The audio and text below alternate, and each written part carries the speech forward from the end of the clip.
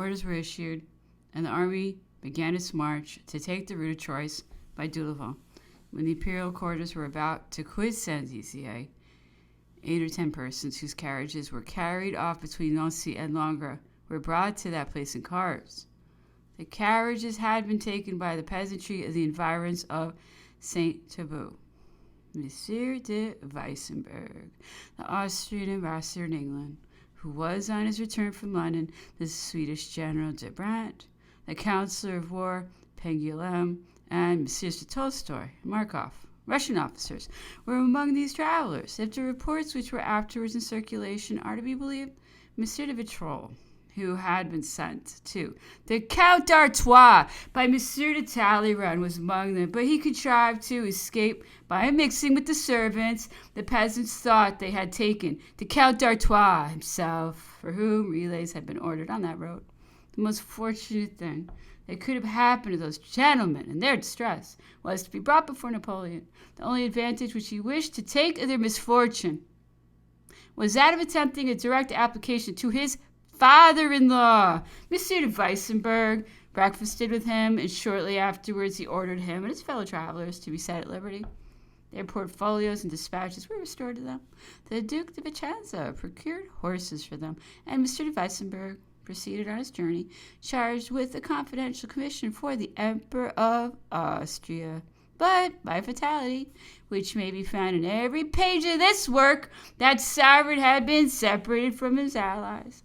The alarm spread along the high roads by General Pierre's light troops and had reached the Emperor of Austria's equipages. And at that very moment, when it was so desirable that Monsieur de Weissenberg should meet with him, he was hurried away as far as Dijon. That attempt, which led to no consequences, must therefore be consigned to oblivion. A few hours after the departure of these gentlemen, the army marched from Saint-Dizier. Napoleon's campaign had commenced in that town. It terminated there. The only subject of our consideration now is the return towards Paris. In the afternoon of the 28th, the army was once more at Delaval. Napoleon was expected there by an emissary of Monsieur de la Valette.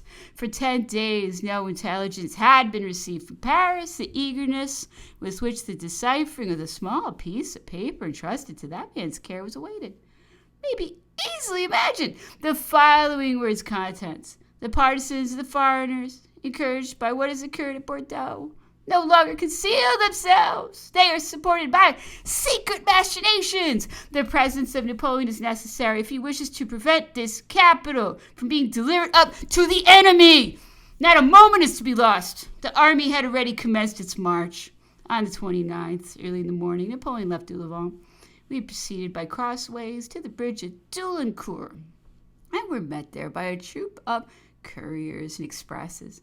They had been a long time detained at Nogent and Montereau, and were at length enabled to join us by Sens and Troyes. The enemy's troops, which were on that side, had followed Schwarzenberg's movement on the Marne, and as Napoleon had anticipated, the route of Troyes was free. Napoleon instantly ordered General Dejean, his aide-de-camp, to set off at full speed and announce his return to the Parisians. After the halt at Doulincourt, the army continued its march and arrived at Troyes. During the night, the Imperial Guard and equipages marched 15 leagues that day. We had scarcely arrived at Troyes when Prince de Neuchâtel dispatched his aide-de-camp, General Girardin, to Paris for the purpose of circulating the news of our return. Napoleon took but a few hours' rest, and on the morning of the 30th, he resumed his movements. He thought proper to make a military march as far as Villeneuve-sur-Marne. And no longer doubtful about the security of the road, he threw himself into a post-chaise. Intelligence was successively received in changing horses that the Empress and her son had left Paris, that the enemy was at the gates, and that the attack had commenced. He never showed more impatience. At the length of the way, he encouraged the postilions himself and advanced with extraordinary rapidity. About 10 o'clock at night, he was but 5 leagues from Paris. Fresh horses were putting to at Fromenteau, near the fountains of Juvisy, when he learned that he had arrived a few hours too late. Paris had just surrendered, and the enemy's entrance was to take place in the morning.